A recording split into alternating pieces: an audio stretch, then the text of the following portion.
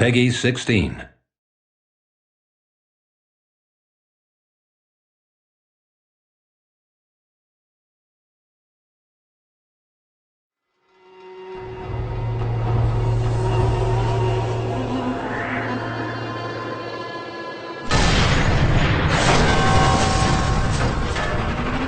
The vehicles in Sniper Elite 3 now have the X-ray kill cam as part of their functionality, so that just like when you shoot a person you see an X-ray of their skeleton, this time when you shoot a truck or a tank you actually see an X-ray showing the engine with all the pistons moving, which is pretty fantastic.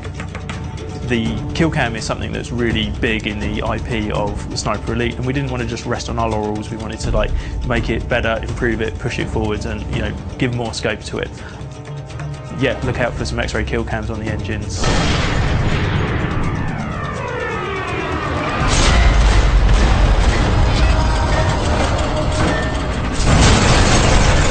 We are really big on authenticity, and what really helps us is we've got a bunch of guys who are sort of tank nerds and geeks, and they love this kind of stuff anyway.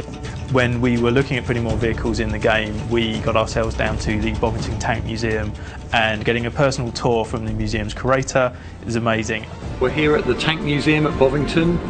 Bovington's got the best collection of tanks in the world. This is where the British Army came in the First World War to train with this new secret weapon, the tank.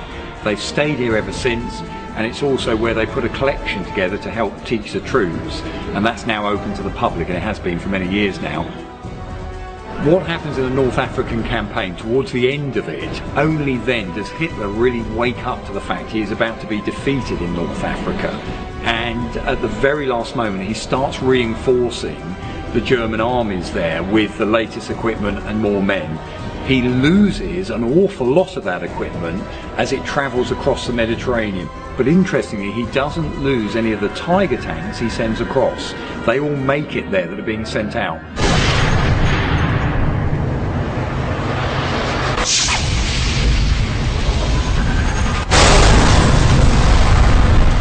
The vehicle takedowns have added a really nice fresh new element to the gameplay in Sniper Elite 3. We recently demoed the game at PAX East in the US and a few shows in the UK. Gamers got to go hands-on with Hellfire Pass, the third level, and at the end of the level they come face to face with a Tiger tank for the first time. What we found was that players had many different approaches to taking down the tank. Some would use dynamite and mines to immobilise it and make it an easier target.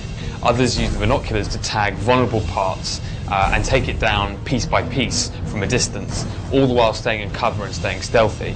The bravest snipers went for one of the hardest shots in the game, which is through the vision slit on the tank. It's brave because if you get that wrong, the tank will quickly find you and you're not going to last long.